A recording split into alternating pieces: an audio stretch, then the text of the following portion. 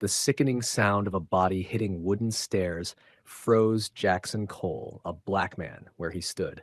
Grocery bags slipped from his hands, oranges scattering across the driveway. Grace, his wife, 5 months pregnant, lay crumpled at the bottom of their porch steps, her arms instinctively wrapped around her belly. At the top stood Officer Brian Keller, the so-called HOA compliance officer, a white man in his mid-40s wearing a khaki uniform that looked more like a costume than authority. His mirrored shades hid his eyes, but the smug twist of his mouth said enough. His hand was still extended from the shove he just delivered.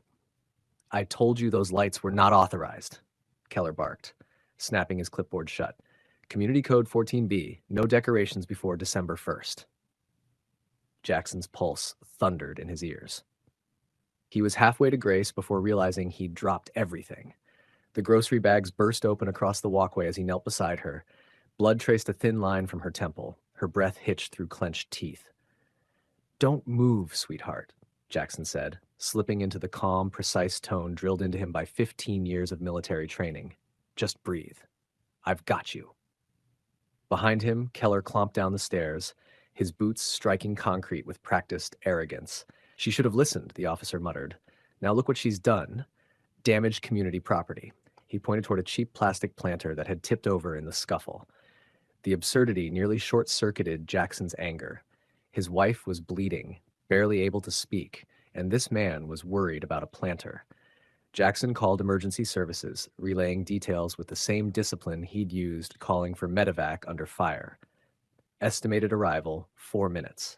When he hung up, Keller was still talking. "Unauthorized decor, non-compliant colors, and now you've caused an incident. I'll need your insurance information for the HOA report." Jackson rose slowly, blocking Keller's view of Grace. At 6'2", he towered over the man, but Keller didn't back off. "You laid hands on my pregnant wife," Jackson said evenly. "You've crossed a line." Keller smirked.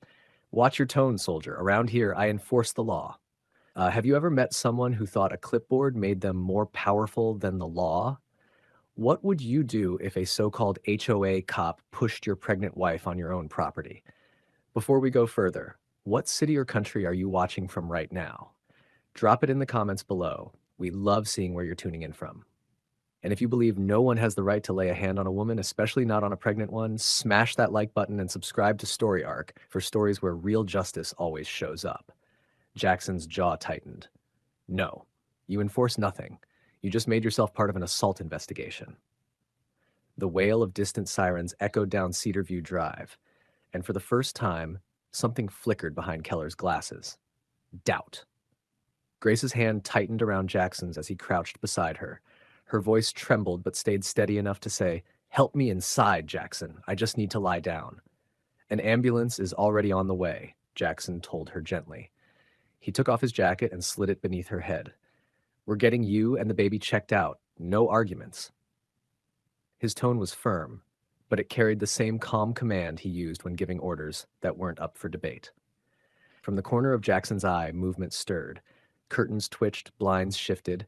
Neighbors peeked out, drawn by the noise, but too afraid to step outside. Keller's so-called authority had clearly trained them to stay silent. One elderly man across the street even lifted his phone to record, but didn't dare cross the road. "Excuse me." Keller's voice cut through the quiet like a bullhorn. "I'm still addressing you regarding these violations." He jabbed his clipboard toward Jackson, his face reddening. "Your wife's overreaction doesn't change the fact that you're in breach of HOA code. Those lights need to come down today, or daily fines will apply." He pointed at the broken planter again. "And your wife damaged community property during her fall. I'll need your insurance information for the incident report." Jackson stared at him, disbelief muting the rage boiling under his skin. The man was treating Grace's assault like a paperwork error. His training kicked in again. Identify the threat, prioritize the response. Keller wasn't just an annoying neighbor.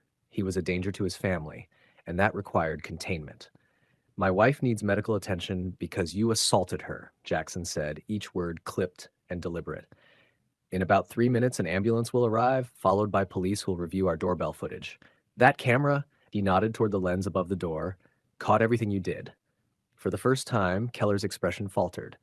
His head turned slightly toward the small device, the reflection of its red recording light glinting in his lenses. "That's absurd," Keller snapped back quickly. I never touched her. And even if I had, which I didn't, I was enforcing community policy. Those lights reduce property value by 15%. Look it up. He stepped closer, lowering his voice to a hiss. You should know something, Colonel. My brother's vice president at Summit Trust Bank. He handles half the mortgages in this county, including yours. One call and your rate doubles overnight. Think before you make this ugly. Jackson met his glare without blinking. You just made it ugly the moment you pushed my wife. Then, pulling out his phone, Jackson said quietly, Let's see who answers faster, your brother or the United States Army. Keller laughed under his breath. Calling the Army? You really think that means something out here?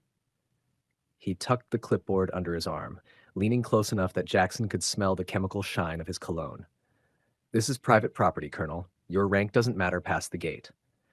He took a step back, his confident smirk never fading, while Jackson ended the call and slipped the phone into his pocket. For a moment, silence hung between them, just the hum of streetlights and the faint sound of Grace's shallow breathing behind him. Then, from somewhere far off, a low vibration rippled through the cool evening air. At first, it was distant, like a storm gathering beyond the hills. Keller's head tilted, confused, as the sound deepened into a steady, rhythmic growl. The windows of nearby houses began to tremble. The vibration became unmistakable. Diesel engines, heavy ones. Keller's smirk flickered. And that's when the first faint beam of headlights appeared at the end of Cedar View Drive. From the corner, a column of olive-drab transports turned onto the street. 3 military convoys moving in perfect formation. The lead Humvee halted beside Jackson's driveway, followed by a medical truck and 3 logistics carriers stretching down the block. Neighbors stepped onto porches in stunned silence, phones rising to capture what looked like an invasion. Out of the first vehicle stepped General Samuel Briggs, his battle dress uniform immaculate despite the dust. He scanned the scene once, his gaze locking on Grace lying on the walkway. Dr. Cole, he said, kneeling beside her, voice low but commanding, looks like you've taken quite a fall. My medics will stabilize you until the ambulance arrives. Grace managed a weak smile. Bit of an overreaction, General.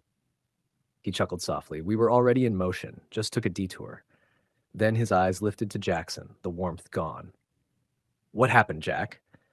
Before Jackson could speak, Keller stepped forward, trying to recover his authority.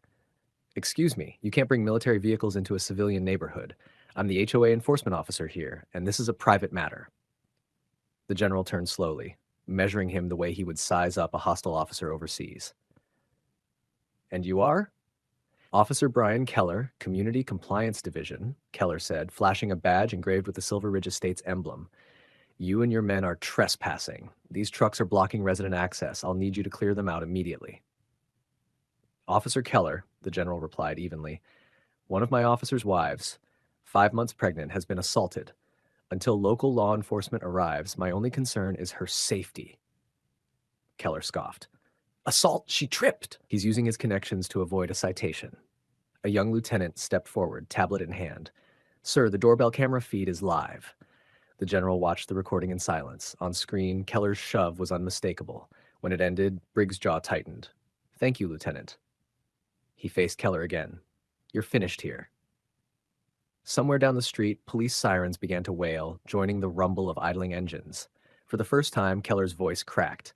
You can't do this. I'm with the HOA. Not anymore, the general said. The sheriff's cruisers arrived just as the medics lifted Grace onto the stretcher. Their lights washed the quiet street in red and blue flashes. General Briggs handed his tablet to the lead deputy without a word. The deputy watched the footage once, his expression hardening. That's assault on a pregnant woman, he said flatly. Officer Keller, hands where I can see them. Keller's jaw clenched. You can't arrest me. I'm a certified HOA officer. You're all making a huge mistake. Officer Brian Keller, you're under arrest for assault on a pregnant woman. You have the right to remain silent. Anything you say can and will be used against you in a court of law. You have the right to an attorney. If you cannot afford one, an attorney will be provided for you. Do you understand these rights as I've read them to you? Keller's jaw locked. His voice caught somewhere between disbelief and rage as the cuffs clicked shut. The badge on his chest didn't save him. Neighbors stood along the sidewalks murmuring to one another, the fear that had ruled this community finally breaking. Jackson climbed into the ambulance beside Grace. Her face was pale but calm now. her hand resting protectively over her stomach. The general leaned in through the door. "She'll be all right, Colonel. My medics confirmed the vitals are strong. We'll follow you to St. Helena Medical Center." At the hospital, the doctors confirmed what Jackson had prayed for. No fractures, no placental damage, just bruising and a strained muscle in her back. Both Grace and the baby were safe. They kept her overnight for observation, and when the couple was finally cleared to go home the next morning, Jackson expected silence, maybe even caution. Instead, they turned the corner and saw lights, hundreds of them. Their entire house shimmered beneath a canopy of multicolored Christmas bulbs, every color Grace had picked herself. A half-dozen soldiers in winter fatigues were still on ladders, finishing the roofline. Sergeant Luke Harmon jogged over, saluted, and grinned. "Hope you don't mind, sir." The general said to deploy proper holiday morale support. Grace laughed softly, tears welling up. "They're perfect." Neighbors began stepping out, carrying casseroles and blankets. The woman from across the street, Clara Jensen, approached with her husband. "We're so sorry," she said. "We should have stopped him long ago. The board met last night. Keller's been removed permanently. We've had enough." General Briggs walked up last, leaving behind a set of papers, official reports, sworn statements, and the doorbell footage already submitted as evidence. "Justice served, Jack," he said quietly, "and this neighborhood's finally free." As dusk fell, the colored lights flickered on, glowing against the December sky. Grace leaned against Jackson, whispering, "All that for a few Christmas lights." He squeezed her hand. "No," Jackson said, for the line he crossed. If you believe no one should ever get away with hurting a woman and calling it authority, smash that like button and subscribe to Story Arc for stories where the ones abusing authority finally meet the law they pretended to be.